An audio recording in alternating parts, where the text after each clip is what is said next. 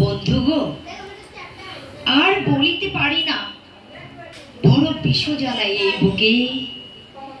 দেখিয়া শুনিয়া খেপিয়া গিয়াছি, তাই যাহা সে কই মুখে।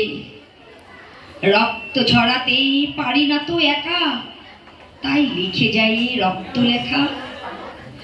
বড় কথা বড় ভাব আসে না কো মাথায়, বন্ধু বড় দুঃখে।